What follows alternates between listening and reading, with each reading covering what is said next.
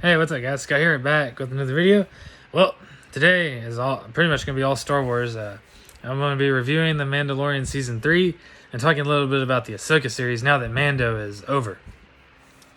Okay, so let me preface this all by saying that outside of George Lucas's original films, episodes 1 through 6, I don't consider anything outside of those films to be officially canon, even if I like them. The way I look at it is anything outside of episodes 1 through 6 is what I would call a what if continuation. Like before Disney bought the rights to Lucasfilm and Star Wars and all that, you already had the books, right? It's literally hundreds of books that have been written that were set post Return of the Jedi, and they told like all kinds of stories too, right? A lot of them were written by Timothy Zahn, and so those books already told one continuation of the Star Wars universe post Return of the Jedi.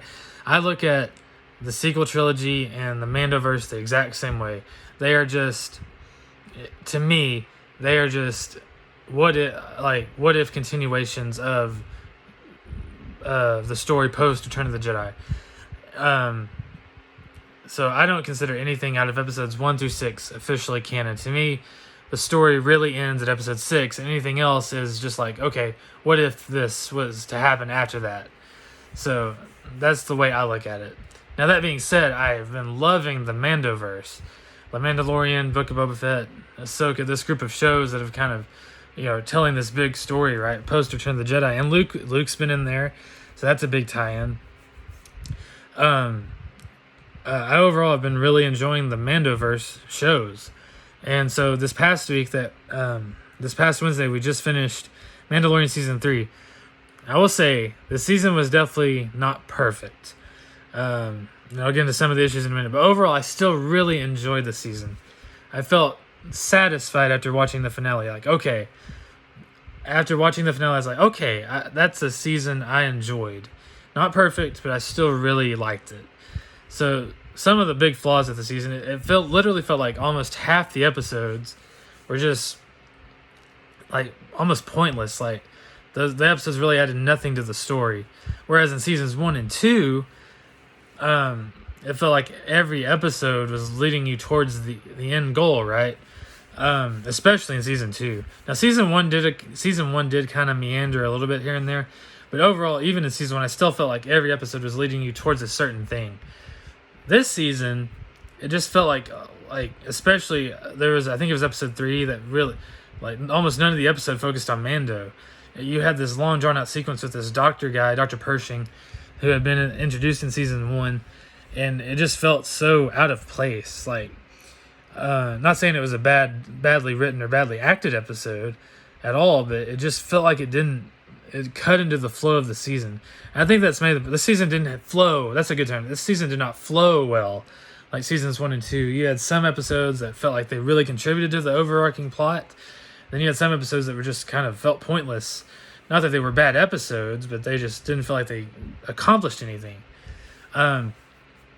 So, having said the last 2 episodes, the finale, because the next to last episode leads directly into the finale, and both were directed by the same guy, Rick Famuyiwa, Rick Famuyiwa or something like that. Apologize if I'm mispronouncing his name, but you had basically the 2-part finale, which really did stick the landing. So I really enjoyed the finale episodes. But leading up to that, it just felt like it just didn't flow as well as seasons 1 and 2. But I still overall give the season an 8 out of 10. Lots of cool action. I really love the dynamic between Din or Mando and Bo-Katan and Grogu, seeing that relationship form, and then Bo-Katan, and then the focus on, especially in the last couple episodes, on the Mandalorian people as a whole.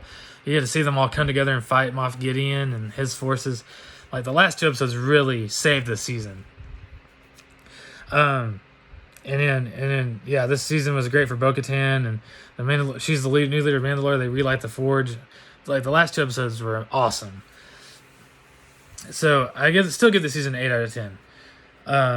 Definitely watch it if you haven't. I still recommend it. It's definitely worth a watch.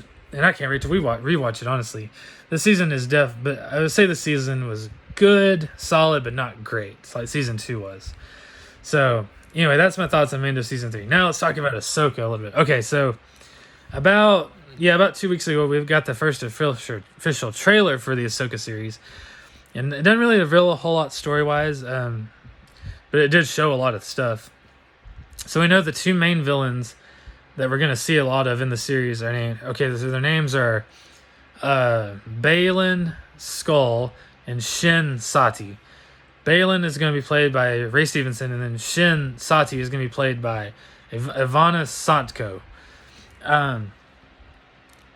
And they are dark. They're apparently not Sith, but they're like dark side Force users that work with /for Grand Admiral Thrawn and Morgan Elsbeth. And we saw Morgan Elsbeth in that trailer too. And she's the lady that Ahsoka fought in Mando season 2 on Corvus, and that is going to be. And so that kind of was a setup for the show. And then we see in the trailer a shot of Grand Admiral Thrawn from behind, so he will definitely appear in the show. We don't know how big a role he's going to play in the show yet, but he will definitely appear at least.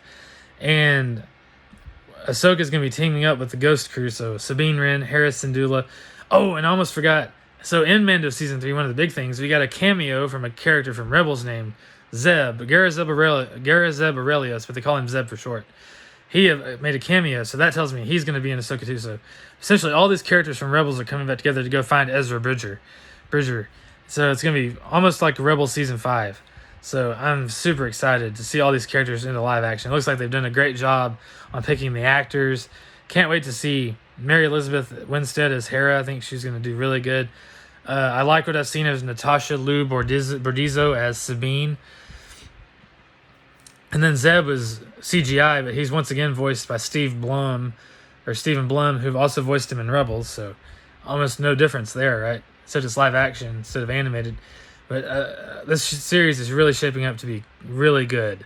So it looks like the Ghost Crew and Ahsoka are going to be fighting Baylan and Shin throughout the season mainly, and with the kind of Thrawn in the background. So it's going to be really cool. I can't wait to see what they do. Anyway, guys, stay tuned for more, and thank you for watching, and peace out.